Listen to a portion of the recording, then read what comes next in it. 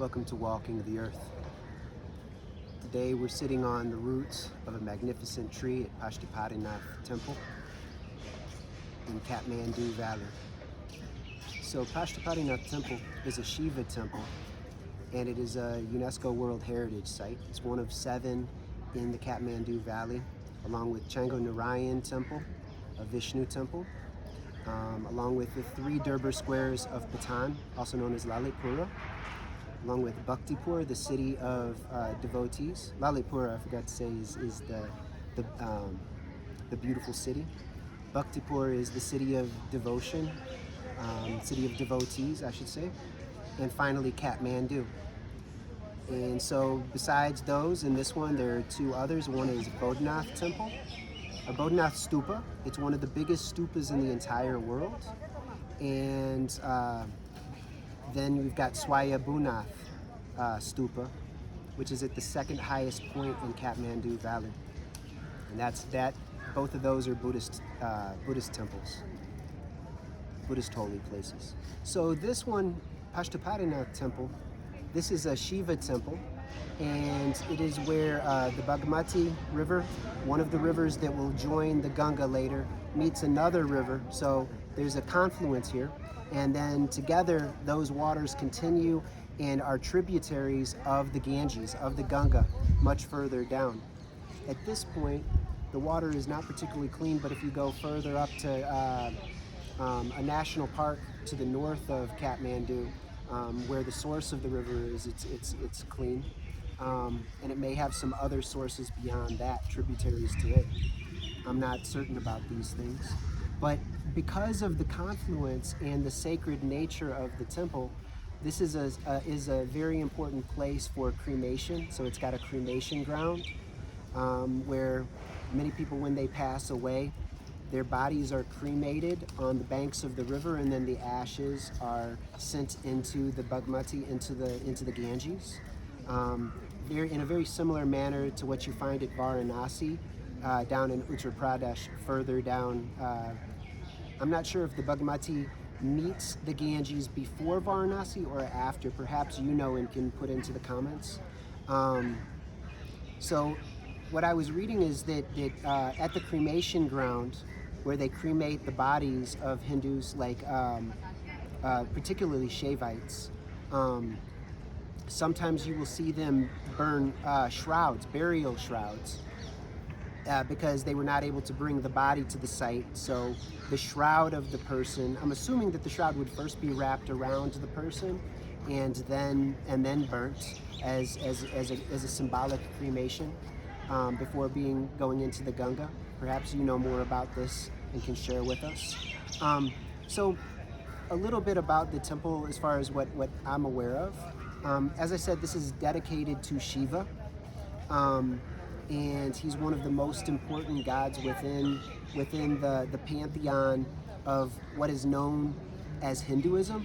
Although this can be seen as a misnomer. My understanding is Hinduism is under that terminology is more of an umbrella term, and a more recent development it was created by the Orientalists. People who practice within the wide range of beliefs and practices labeled as Hinduism, they will tend to call their tradition Sanatana Dharma, the eternal Dharma, the eternal truth, if I'm remembering correctly, or specific names related to their devotional path, to the path that they're taking. So for instance, Shiva is worshipped by Shaivites.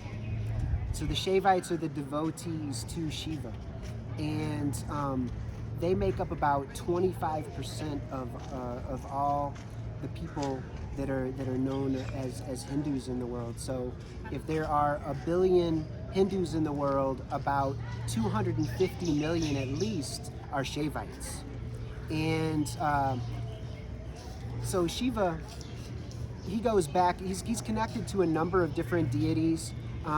Rudra, who is mentioned within the Vedas, the Howler, the Red One. He's associated with the storm god.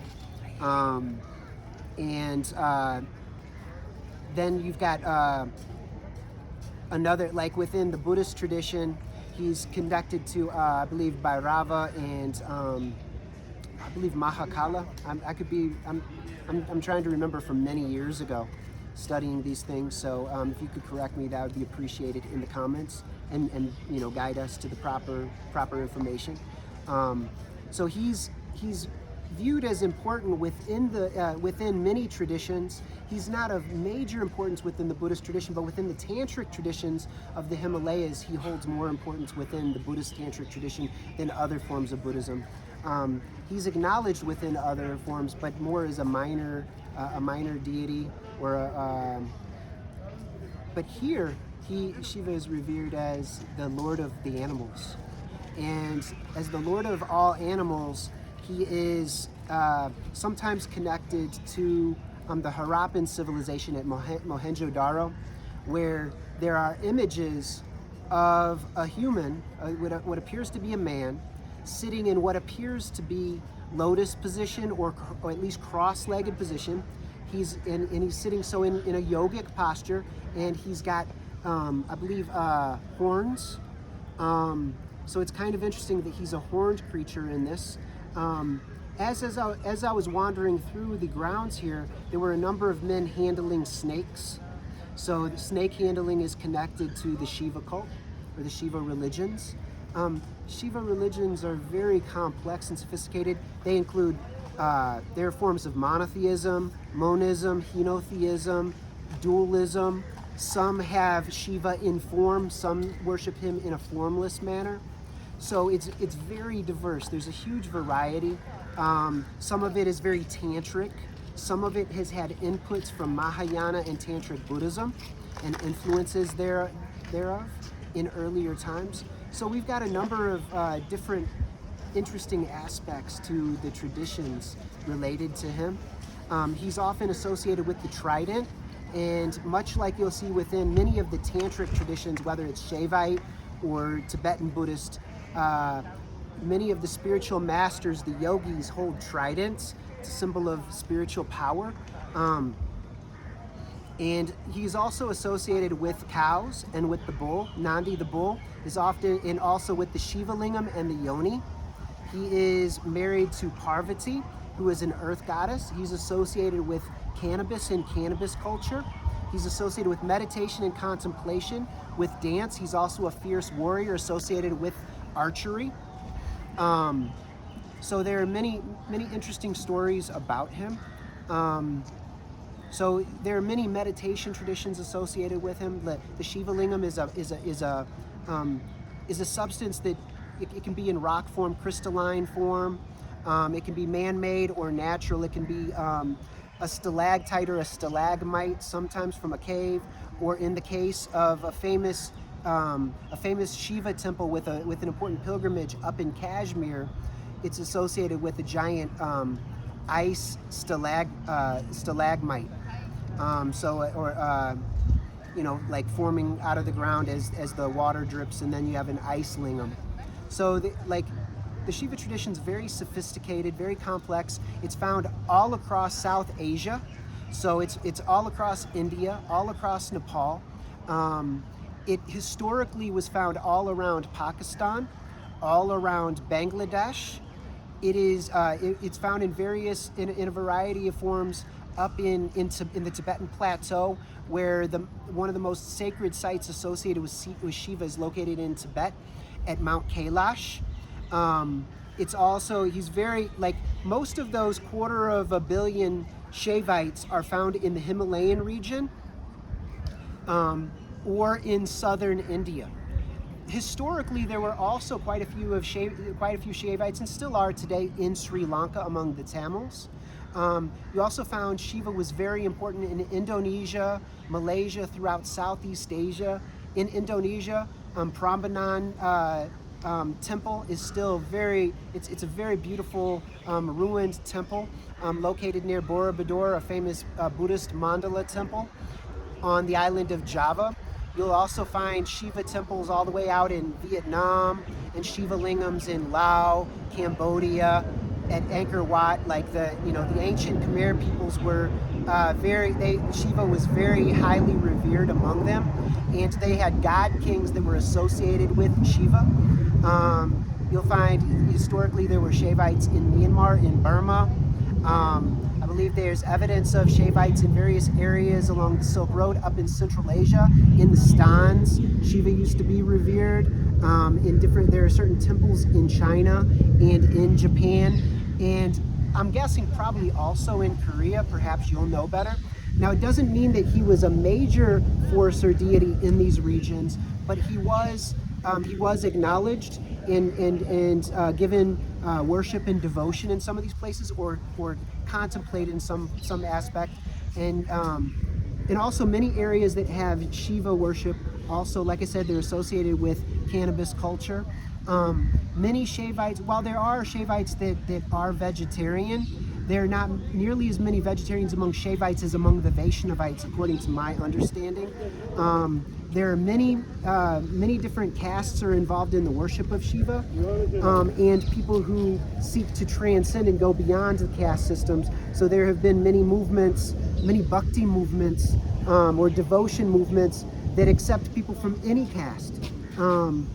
So this is a very interesting tradition. It's one of the most important religious traditions in the world, spiritual traditions, and has very important contemplative practices within it, associated with yantras, mantras. Yantras are visual meditations, and also with a variety of other contemplations associated with breath, but especially with vocal vibrations, with various mantras that are recited and contemplated and experienced.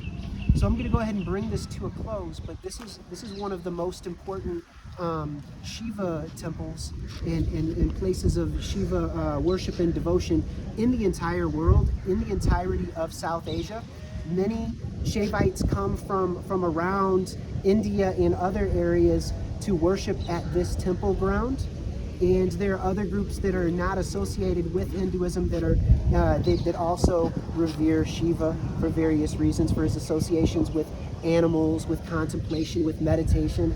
He's also, I forgot to mention, besides being a fearsome warrior, an important meditative ascetic, he's also associated as a great lover, and so he's associated with the seduction arts in some cases. And I wanted to mention also that associated with the ascetic tradition, there are many what are called sadhus who follow in his footsteps and seek to attain enlightenment with his guidance, and with him as the focus of their devotion, as the ultimate reality. He's kind of like, so he is often depicted, and his followers often will have dreadlocks, matted hair. They will have markings across the forehead, like 3 fingers across, and sometimes with a dot in the middle. So they're different, and certain hand postures are associated with Shaivite tradition, just like other South Asian traditions called mudras. I'm not very knowledgeable about these, but you will certainly see that there's certain symbols that are always associated with him. He's associated with Nandi the bull. He's associated with serpents, especially with cobras, which, him handling the cobra, is my understanding is that it relates to his meditative absorptions and his enlightenment and his skill. So that in his meditative skill, otherwise he wouldn't be able to handle these deadly creatures. It also symbolizes the Kundalini energy that rises through the spine. So the Kundalini tradition is often closely associated with Shiva and with other tantric traditions. So various yogas are associated with him. So you will find many yoga schools at Rishikesh and whatnot associated with the name Shiva, because he's a master of various yogas, a master of the body, a master of the mind, according to their traditions. And I need to better understand these things intellectually. But I just wanted to get across. So he's, and also before ending, besides being married to Parvati, and sometimes in her other forms as Durga and various earth goddesses, Meenakshi from southern India, he has a couple children that and one of them is One of them is Ganesh, the elephant head god, the one who clears obstacles. I will discuss him in another video, and he's also associated. He's got a son, I believe Murugan, who is a god of war, who's very important in southern India and in Southeast Asia, where the Tamils traveled to during the Chola Empire and thereafter. So you'll find a very important temple associated with him at Batu Caves outside of Kuala Lumpur, which is a very interesting devotional center and pilgrimage center. So many people make pilgrimage here from around the world, as I said. And so I'll go ahead and draw this to a close now. But what I wanted to say before ending is one of the things that I think we can take positive note from the Shiva tradition is there is an importance on returning to nature and on recognizing the power within nature and in spending time in contemplation. And I think that this is applicable to humans all around the world, that we could benefit from getting closer to nature, spending more time in rivers, more time in mountains, more time in sacred forests. And that's associated with this tradition, and that's something we can all take benefit from. And to show respect to various creatures and peoples from many different traditions. So anyway, I'll go ahead and draw this to a close, but until next time, let's seek knowledge, even until the end of the world. Be peaceful, everybody.